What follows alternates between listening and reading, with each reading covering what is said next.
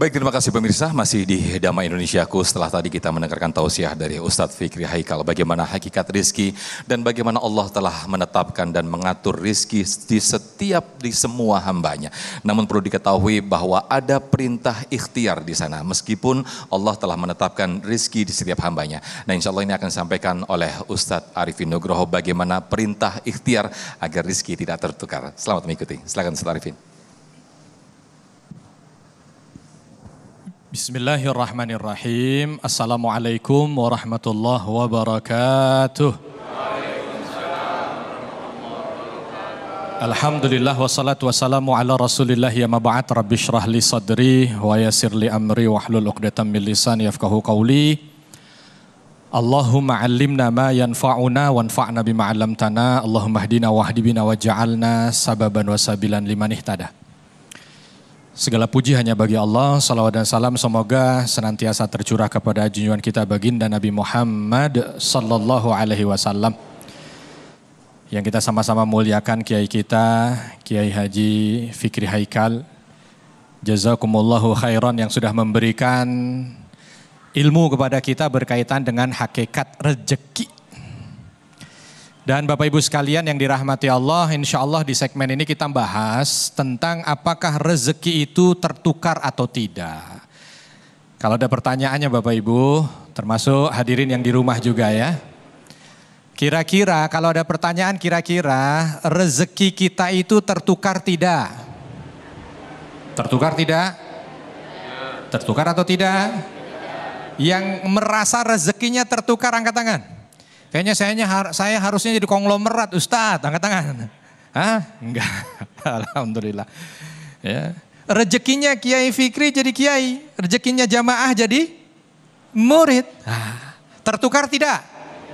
Tuh, kan sadar kan? Kalau seandainya sekarang saya pilih salah satu untuk maju dipaksa untuk menyampaikan materi, ada yang mau? Tidak ada yang mau. Itu rezeki tidak tertukar. Karena terus terang tadi yang disampaikan itu benar. Ini kadang-kadang hidup kita ini banyak bimbang ragunya, banyak kecewa sedihnya, merasa seolah rezeki tertukar.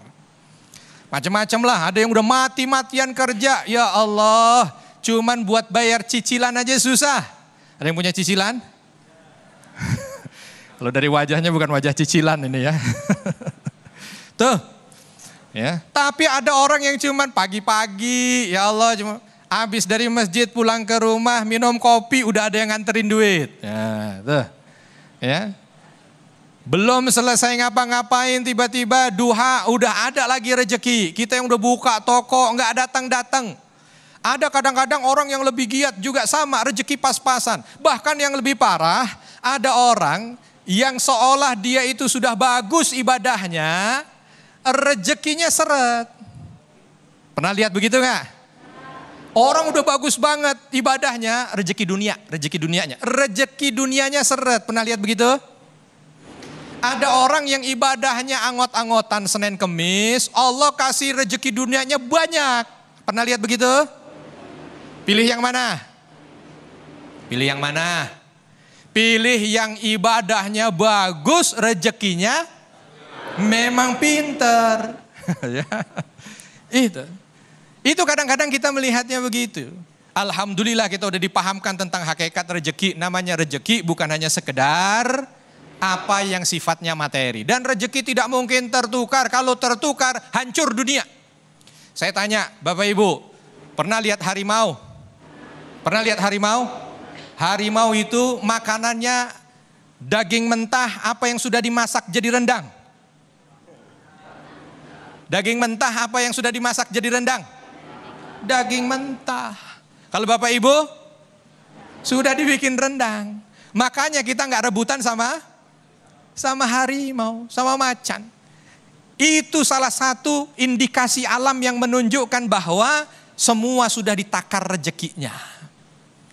Dari yang kecil tuh. Apa tuh namanya tuh? Tikus dimakan sama ular. Ular dimakan sama siapa? Burung elang. Burung elang mati dimakan sama? Hah? Sama siapa? Tahu. Sampai yang akhir yang paling tinggi itu. Semuanya ada namanya rantai makanan. Rezeki nggak tertukar, nggak pernah ada sekali-kali harimau coba-coba. Enak nggak kira-kira ya? Makan rumput kayak sapi, nggak ada. Itulah dia yang disebut rezeki tidak tertukar. Tetapi jangan lupa, bukan berarti kalau sudah direjekikan. Kita itu sudah dikasih rezekinya 50.000 tahun sebelum penciptaan bumi ini. 50.000 tahun sudah ditentukan rezekinya. Fulan. Berarti kita tinggal menjalankan. Tetapi ada ketika mendengar kalimat itu, idzan natakil, kalau begitu kita sudah selesai saja ya Rasulullah, tidak perlu kita keluar untuk bekerja. Tapi Nabi SAW mengatakan bukan begitu. Kullun muyassarun ala ma khuliqalah. Segala sesuatu itu akan dimudahkan dari apa usaha seseorang. Jadi bukan berarti ketika orang udah ditentukan rezekinya udah santai aja dah. Rezeki nggak tertukar. Kalau memang rezeki datang betul, tetapi harus ada ikhtiar.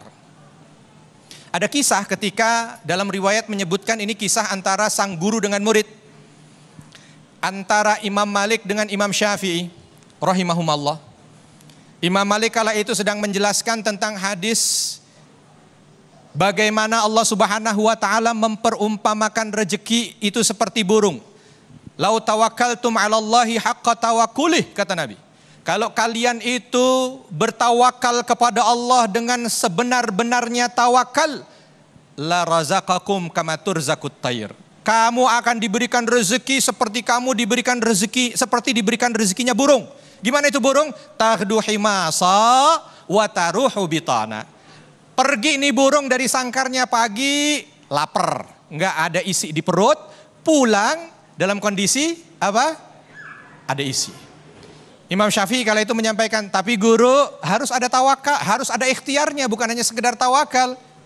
Imam Malik mengatakan, bisa ada ikhtiar, bisa tidak ada ikhtiar, yang penting tawakal. Singkat cerita, Imam Syafi'i kala itu keluar, ingin membuktikan pendapat dari pribadinya beliau kepada sang guru.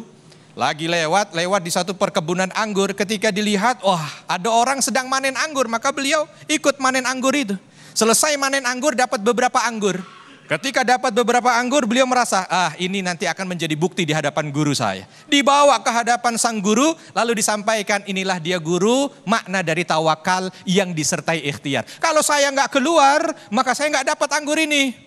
Kata Imam Malik kala itu, alhamdulillah, hari ini saya ngajar. Habis ngajar udara rasa panas banget. Dalam hati terbetik. Apa dia? Enak banget kalau ada yang nganter anggur untuk dinikmati. Murid saya yang baik ini datang bawa anggur seger dimakan siang.